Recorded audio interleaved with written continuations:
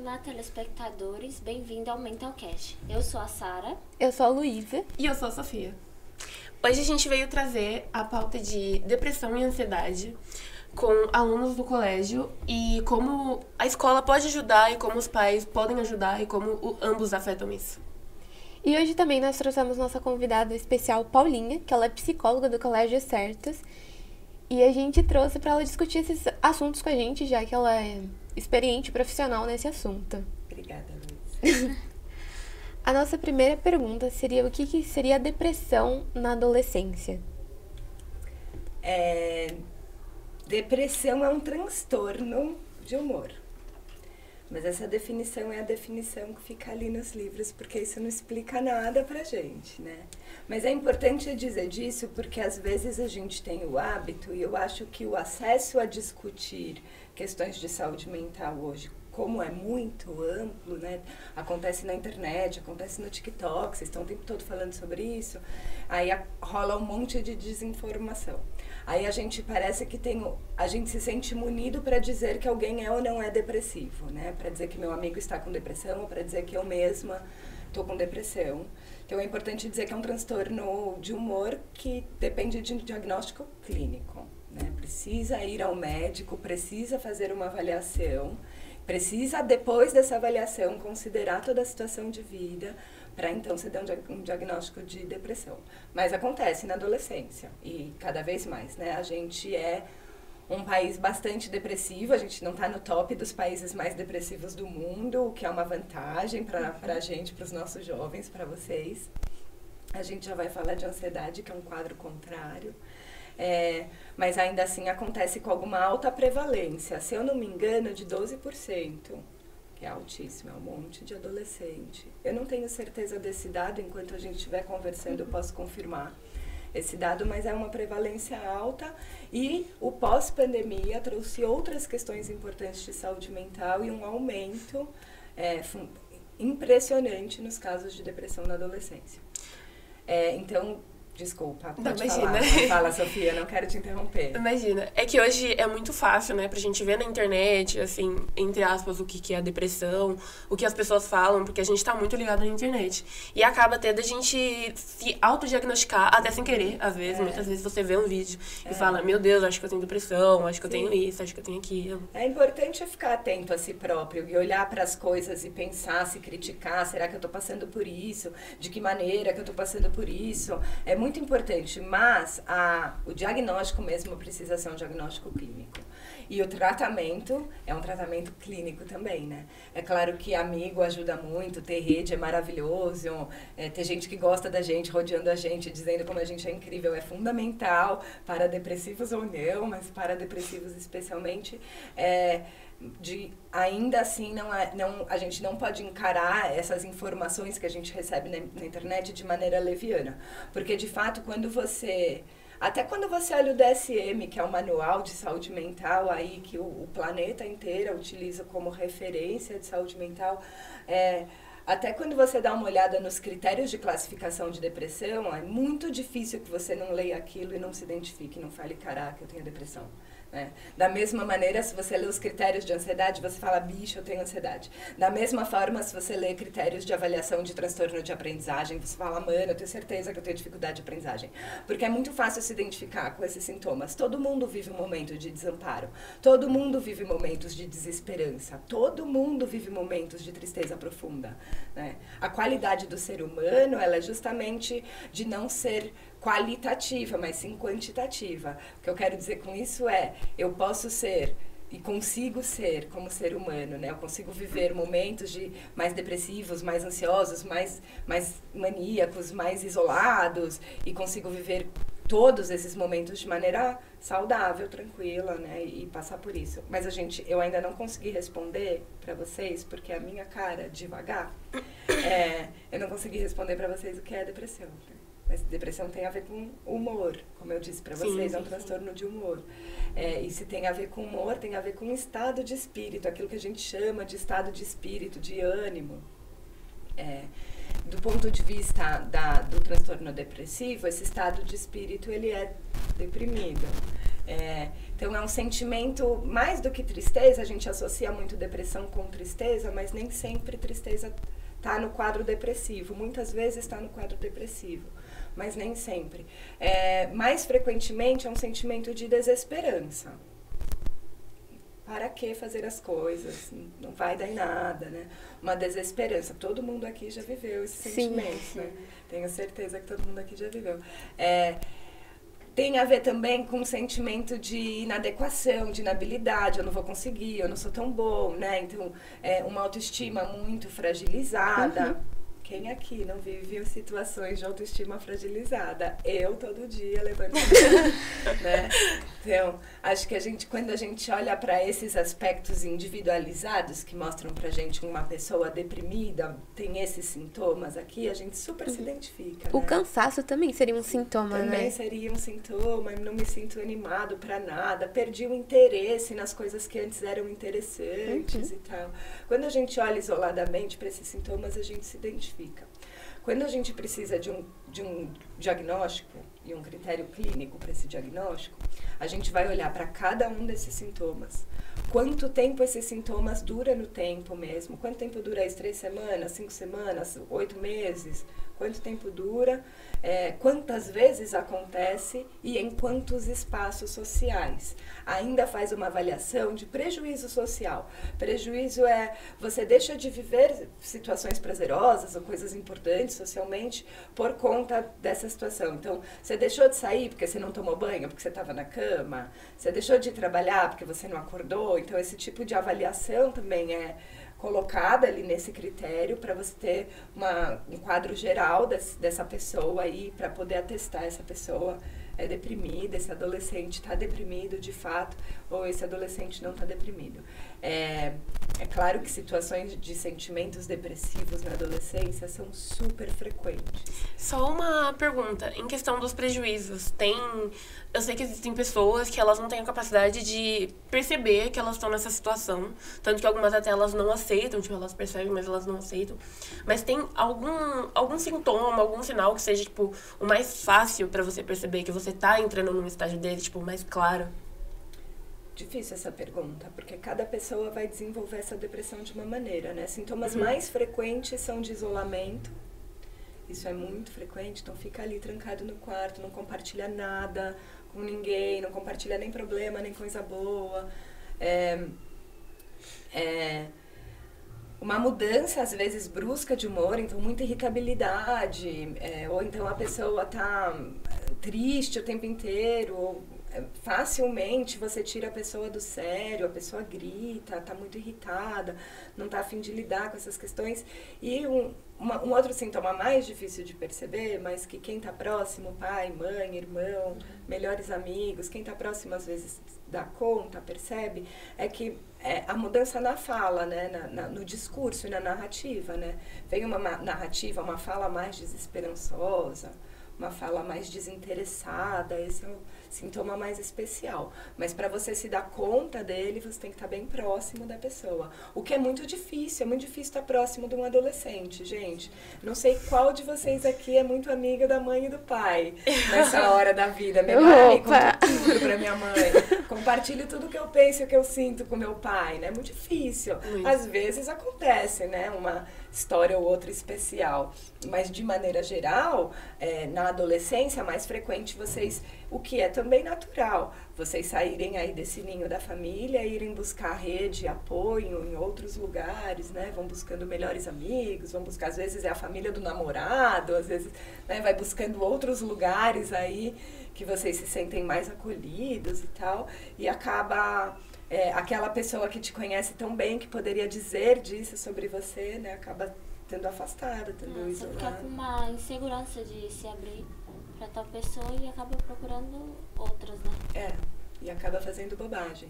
Porque vocês procuram, normalmente, pelo menos na minha experiência, eu trabalho com adolescente há muitos e muitos, muitos anos. Acho que eu posso dizer, vocês procuram orientação ou procuram conselho de pessoas, às vezes, da idade de vocês, né? Amigos, ou gente que não está bem qualificado para dar esses conselhos, né? E aí... É porque eu acho que é mais um sentimento de você meio que se sentir confortável ou saber que a pessoa está na mesma situação, ou entender que ela está na mesma situação. Então, eu acho que fica mais na cabeça do adolescente de achar que essa pessoa vai estar, tipo, mais próxima de você do que um adulto. Isso é fundamental o que você está falando, porque é muito óbvio e natural na adolescência vocês buscarem grupos sociais com os quais vocês se identifiquem. Sim. Então é muito mais fácil você falar com quem está vivendo a mesma situação que você, né? E aí seja qual for, essa é a desmotivação, que pode ter gerado, sei lá, porque a amiga brigou, porque o namorado largou, né? Ou qualquer coisa que toma uma proporção muito grande. Tem uma outra questão muito importante na adolescência, que é o cérebro de vocês, né? Que não está pronto. E não vai ficar pronto ainda por muitos e muitos anos, né? Alguns neurologistas dizem que por volta dos 24 aí que a gente finaliza o córtex frontal, o córtex frontal que é responsável pelo meu planejamento, pela minha análise de risco, pela condição que eu tenho de fazer uma análise crítica das situações, vai ficar pronto lá com 24 anos. Tem neurologista que fala que vai ficar pronto perto dos 29. Então, caramba! Ainda, nem a neurociência definiu isso, ainda é muito tempo, falta muito tempo ainda para vocês poderem tomar uma decisão criteriosa na vida de vocês, né, avaliando critérios reais, assim, né, e não só pautado na emoção adolescente. Então, isso é uma outra questão muito importante. De que maneira o cérebro imaturo de vocês, eu não estou chamando nenhuma de vocês de imatura. Eu fiz 24 anos ontem, brincadeira. Ainda falta muito tempo para o cérebro imaturo de vocês perceber situações de maneira coerente. Por isso que qualquer coisa que aconteça na adolescência é muito importante, porque a proporção que toma é muito grande. Então, quando vocês se sentem deprimidas, por exemplo, a depressão é gigantesca. Vocês estão muito deprimidas, afundadas no travesseiro, né? Sem querer falar com ninguém, completamente isoladas, e é real oficial. De que maneira isso afeta o resto da vida de vocês, do ponto de vista químico cerebral e do ponto de vista psicológico, é muito importante estar atento a isso. Uhum.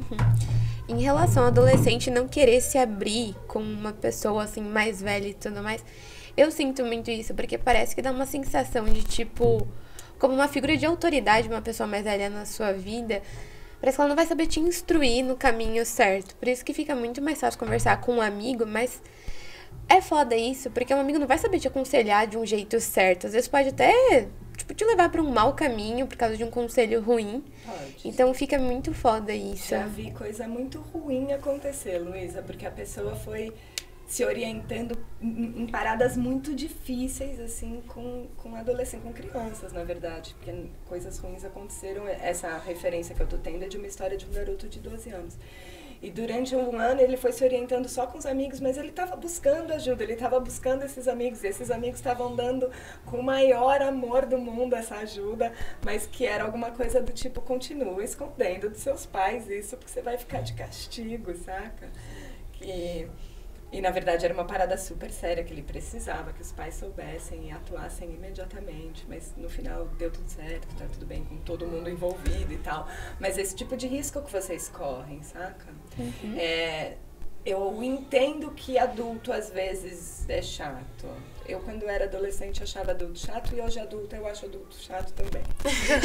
Então eu entendo que adulto às vezes é chato, assim, mas algum adulto vai poder te ouvir, né? Se não é sua mãe, se não é seu pai, aquela tia querida, aquela madrinha amada, sim, aquela pessoa na escola que é uma referência, né? Quando você está vivendo um problema de verdade, você precisa buscar uma orientação de verdade, né? Que eu adoro todos vocês e acho vocês muito potentes, mas acredito que não está aqui ainda, né? A não ser que a gente bote a cabeça todo mundo para pensar junto. Sim. Aí a gente produz. Ainda assim, uma coisa muito importante sobre depressão, quando a gente está falando de depressão clínica, isso é muito, muito importante. Quero falar para vocês. Não é igual uma gripe que dura de 7 a 10 dias, vai embora e passa. É um quadro psicológico grave, que precisa de tratamento, tem que ser cuidado. Não dá para levar levianamente essa falta de esperança e de vontade que perdura no tempo por muito tempo. Não dá para achar que é de boa, não é de boa. Tem que cuidar, tem que pedir ajuda, tem que falar socorro para alguém. Sim. Eu já vi muitos amigos meus que falaram que já frequentaram psicólogos, mas por não conseguirem se abrir com um psicólogo, falar as coisas, simplesmente pararam de pedir ajuda. E eu sinto que parar não é a melhor opção. Talvez procurar outros psicólogos, outros caminhos, sabe? Eu, ao longo do meu tempo na clínica, eu já encontrei diversas pessoas que dão match na hora. No dia que a pessoa sentar ali, já dá match, a gente se dá bem, é joia. Já várias pessoas que dão match nenhum e é, tipo, melhor procurar alguém que dê, porque é muito importante. E diversas pessoas que, ao longo do processo, o match acaba. Deu certo até um tempo e depois não deu mais, né? E eu acho que isso não tem problema. E tem que ser meio que normalizado, né? Esse negócio de não dar certo Tem com algum que encontrar o psicólogo que vai rolar. E pra outra, porque às vezes a pessoa ela cria uma culpa de não tá conseguindo falar, de não tá conseguindo se abrir com o psicólogo. Ou acha que psicologia que não serve. Isso, eu também foi coloco a culpa. A pior coisa pra mim, né? Não deu certo. Ela cria uma barreira, né? Sim. Tem que procurar. É igual quando você tá procurando aí, sei lá, um médico muito importante, um ginecologista, anos e anos. Você vai em um, você vai em outro, você vai em outro, até achar alguém que você fala, não, eu vou nesse agora pro resto da minha vida, esse que vai fazer o parto dos meus filhos, enfim. Né? Que você confia na pessoa. Sim. Você tem que dar, porque o processo da terapia também não é um processo nem rápido, nem fácil, né? É um processo super trabalhoso, super doloroso, difícil e que demora, né? Você precisa investir seu tempo aí. Então, vai encontrar alguém legal. Vale a pena investir nisso. E eu sei que para ambas as situações a gente precisa ter muita paciência. Porque às vezes você não tem paciência, você quer interromper no meio do caminho e pode acabar voltando àquela sensação que você tinha antes mesmo de começar. É isso. Não existe outro caminho para o tratamento para a depressão. As pessoas estão estudando ainda melhores tratamentos com terapia psicodélica. Isso está sendo amplamente estudado no mundo, mas ainda é muito pouco aplicado, ainda está em fase de pesquisa, é muito experimental. Existem tratamentos para depressão sendo estudados também na área da neurociência, com neuromodulação, microchoquinhos em lugares específicos para estimular áreas do cérebro. Já provou que a depressão é um transtorno que está nos neurotransmissores ali no cérebro, né? Então, por enquanto, o que a gente tem de melhor terapia para a depressão é medicamento mais psicoterapia. E aí, coisas boas na vida, né? E fazer amigos, e viver, viajar, ser feliz, é o melhor E se tratamento. permitir, né, também para essas coisas. Poder viver essas coisas, é isso. E uma coisa, como a escola poderia afetar numa depressão clínica de um aluno? Muito difícil essa pergunta. Eu vou pensar um pouco, Luísa, porque quando a pessoa está numa situação de uma depressão clínica, qualquer coisa na vida vai afetá-la. Da feira à escola. O que é qualquer coisa que é demanda no mundo, né? Você precisa entregar seu trabalho e é amanhã. Você tem que ir bem na prova. Ano que vem tem vestibular. Né? Qualquer coisa que é cobrança do mundo, relacionamento interpessoal, falar com o professor, ter que lidar com conflito com o colega. Tudo isso que gera demanda, gera sentimento. Tudo que gera sentimento afeta o humor. Tudo que afeta o humor afeta o transtorno de humor.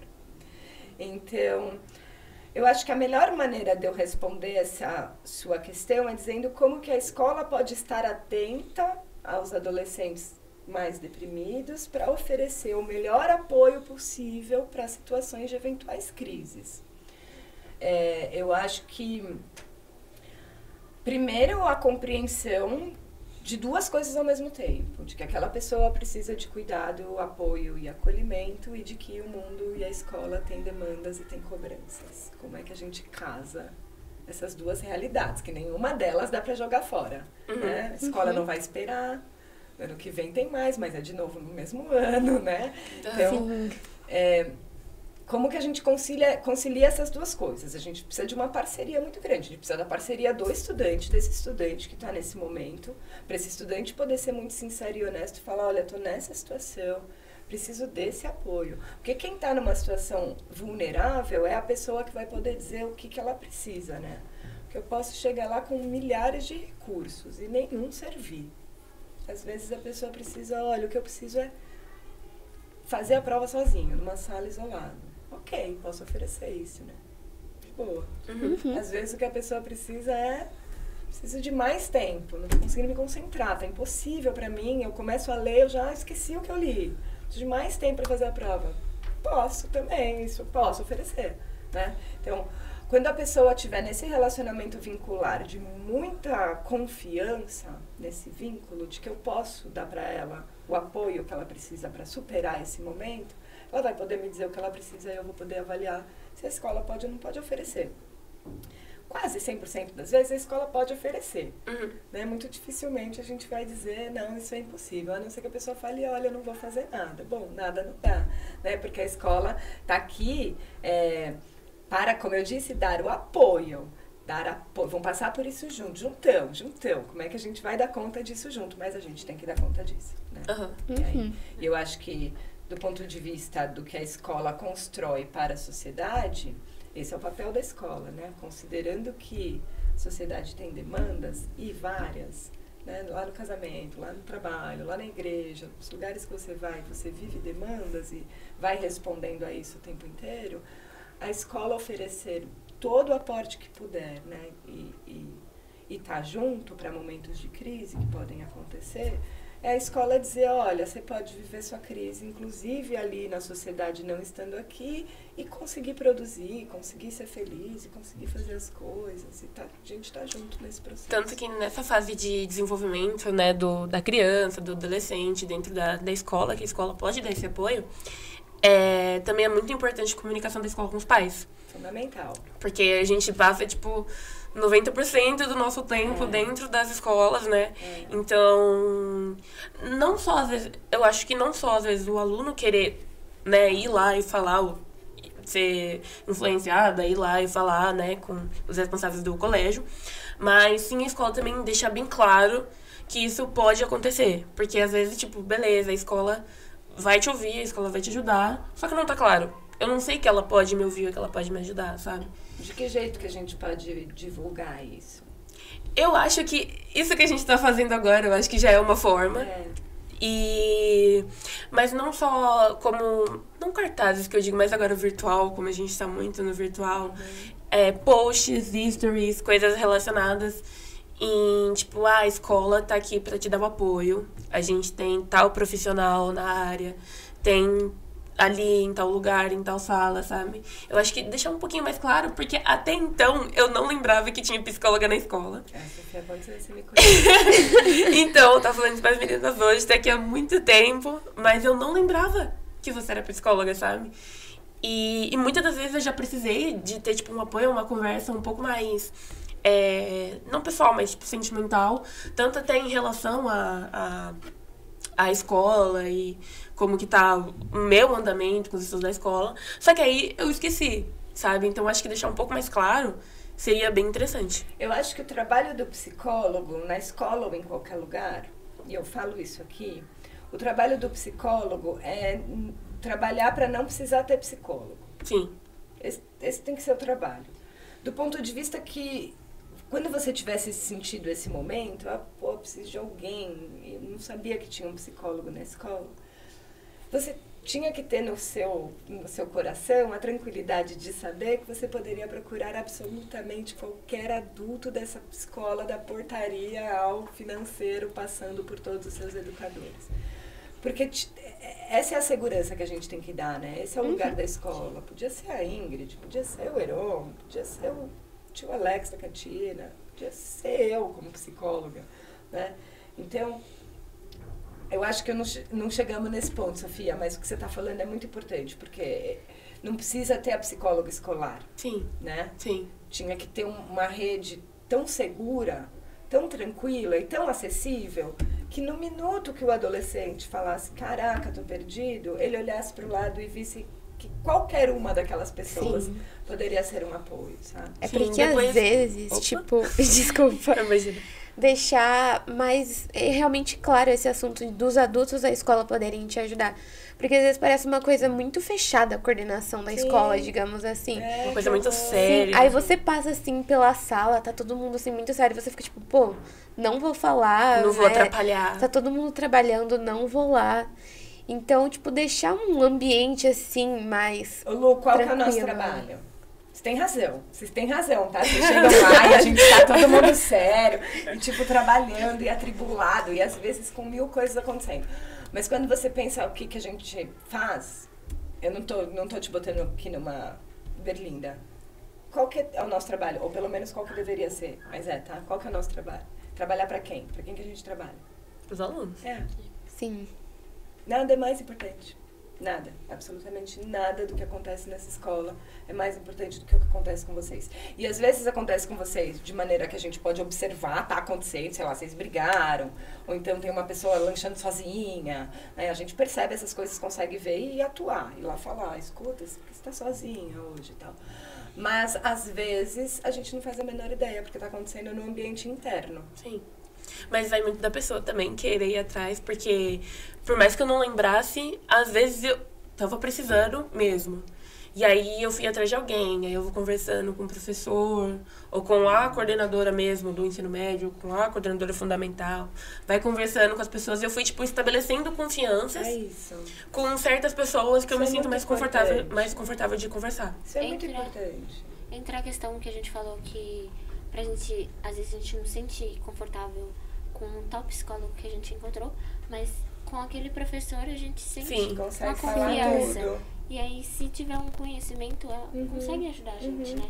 E, gente, tudo que vocês falam com os professores, que é muito relevante, que tem a ver com questões muito importantes, assim, eles trazem pra gente.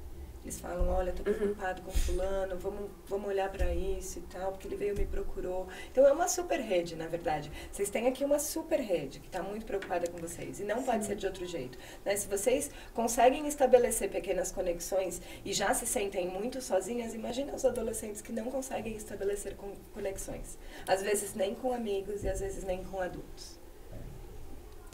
É muito duro, cara, pensar que rede que a gente pode oferecer pra esse cara. Né? Porque esse cara existe também. E aí? Nossa, teve algumas coisas que até a Paulinha falou que eu falei, meu Deus, tô me vendo ali na fala dela. Sim, mas isso até eu me vejo. Né? Mas a gente tem que olhar, porque a gente tem esse cara na sala de aula, né? Essa pessoa que tem dificuldade de estabelecer conexões com todo mundo. A gente tem essa pessoa ali que a gente conhece do projeto. Quanto a gente está olhando para essa rede dessa pessoa? Porque eu garanto que tudo que vocês estão sentindo de impossível, de difícil, de avassalador, a pessoa está sentindo igual, pior às vezes, sabe? Nossa, um outro medo que eu sinto vindo dos adolescentes é que às vezes eles não se abrem com o pessoal da escola, com medo desse pessoal levar pros pais, levar pra dentro da casa deles, sabe? Tipo, algo que eles queriam que fosse só íntimo, entre ele e um psicólogo, um coordenador, e o coordenador ir falar com mãe, com pai. Eu sei que isso é difícil, mas às vezes é impossível não acontecer. Desculpa por isso, em nome de todas as coordenações de todo esse Brasil, assim, porque é real oficial. Vocês procuram a gente num vínculo de muita confiança. E a gente segura a onda até o limite, assim, mas tem coisa que não dá pra gente resolver sozinha. Pai e mãe, lá no ECA tá descrito que pai e mãe, ou tutor legal, é responsável por todos os aspectos da vida de vocês. E às vezes tem coisas que passam por lugares muito complicados, tipo, vocês precisam de ajuda médica, saca? Às vezes vocês precisam de ajuda psicológica real, oficial, assim, pra ontem, não dá pra esperar, né? Vocês, é muito frequente, muito frequente, alguém me procurar na escola, muito frequente, fazendo uma ameaça de suicídio. E mesmo eu dizendo pra pessoa, eu levo super a sério. Porque, olha, gente, eu levo super a sério. Se eu não consigo avisar a família que a pessoa está em risco de ameaça suicídio, eu ligo para a polícia, eu dou o endereço, eu levo a sério. Eu acho que eu preciso levar a sério. Se a pessoa está me procurando para dizer que quer se matar, eu estou levando super a sério. E aí o adolescente fala, pelo amor de Deus, não conta pra minha mãe e pro meu pai. Eu não vou dormir com essa informação no meu travesseiro. Porque se acontece alguma coisa com você essa noite, eu nunca mais vou ficar em paz na minha vida. Eu não posso me responsabilizar por alguns aspectos da vida de vocês. A gente segura a onda de algumas coisas, né? Do tipo, é melhor a gente conversar com seus pais sobre isso. Vamos pensando nisso durante um tempo. Olha, passou 2 semanas, você conseguiu falar alguma coisa, a gente vai dando recurso para a pessoa conseguir falar. Mas se a pessoa não consegue falar, a gente chama mesmo. Mas não é para sacanear. não é para fazer fofoca. A gente faz uma avaliação muito crítica desse risco, muito crítica, porque pra gente esse vínculo, vocês procurarem a gente para falar de coisas que são tão pessoais e íntimas, esse vínculo, ele é, além de muito frágil, ele é muito precioso. A gente ama, a gente adora, a gente sente um alívio, que vocês não estão procurando ninguém para falar bobagem, vocês estão procurando a gente para falar de coisa importante. É muito precioso, mas é frágil. A gente sabe que a gente coloca em risco esse vínculo quando a gente chama os pais. Por isso é uma avaliação muito criteriosa. Quando a gente chama os pais, a gente realmente não tem como segurar a onda desse segredo aí, vou botar entre aspas esse segredo, essa coisa adolescente que vocês queriam guardar. Porque a gente avaliou que poderia colocar você em risco, e o risco às vezes é de integridade física. Tô querendo me matar, eu me cortei, coisas assim. Mas às vezes o risco é de uma integridade psíquica. Não sei que efeito que isso vai ter para o resto da sua vida, considerando que você é uma adolescente e a dificuldade que você está tendo de enfrentar isso. Por amor a gente cuida disso. Mas já sim, tem razão, a gente conta. Pode falar. Não, e conectar já com os pais, da ajuda dos pais. Fala, Sophie. Já puxando, já conectando, tem essa intervenção, né, quando a coisa tá feia. Sim. E qual que é a relação que os pais podem ajudar? Tipo, quando os pais, tipo, preciso dar apoio pro meu filho, eu preciso levar ele pra uma coisa mais séria, né? Como que eles podem ajudar nessa questão? É muito solitário ser pai e mãe de adolescente. A gente assiste crescer de longe, porque vocês fazem o possível e o impossível pra gente não se aproximar. Então é solitário. Muitas vezes a gente vai conversar com os pais sobre isso e aí os pais acabam contando pra gente que em casa vocês estão isolados mesmo, não sai do quarto, não tá comendo, não quer comer com a família, né? Esses sinais que os pais percebem em casa de que alguma coisa não tá indo bem. Mas é muito frequente, muito, muito frequente também os pais falarem: esta pessoa que você está descrevendo não é meu filho. O que ele é em casa é completamente diferente disso aí que você está me contando. Uhum. Não me surpreende isso. É como se a pessoa construísse uma barreira, né, na frente. Ou vestisse máscara, seja aqui ou em casa, né? Ou seja em outros lugares, ou seja com os amigos, assim. Então é muito difícil mesmo. Avaliação é difícil.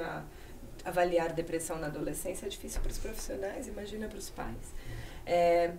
De qualquer maneira, oferecer apoio é a primeira coisa que todo mundo quer fazer, né? Não brigar por isso, exigir um comportamento específico do filho, do tipo, você vai ser assim, já chega de ficar aí deitado, já chega de ficar chorando. Tem muita pouca eficácia, né? Uhum. Às vezes o filho até levanta e dá um ânimo, mas muito pouco, muito frequentemente não. O que mais vai funcionar, de fato, é estar disponível, né? Olha, estou aqui, vamos lá, vamos junto, vamos... E promover essa conexão. Precisa também que essa adolescente esteja disposto a esse vínculo, né? Sim. Fale, beleza, vamos aí, porque não é fácil esse vínculo. E precisa trabalhar, né? A gente sabe que para se relacionar nesse mundo, a gente tem que trabalhar muito. E a gente já deixou de ser bebezinho encantador para nossa mamãe já faz muito tempo, né? Então, para dar conta desse vínculo, também tem que trabalhar muito, né? Tem que fazer valer, né? É um esforço. Então, é um esforço das duas partes. É um esforço do adolescente em estar ali, estar presente, estar junto, compartilhar, ser transparente, ser honesto. E também é um esforço dos pais em aceitar essa nova personalidade. Os pais falam muito isso, né? Ele era uma coisa ontem e hoje completamente diferente. Era uma menina tão feliz, agora vive no quarto. Era um menino tão cheio de amigos e agora só está no videogame.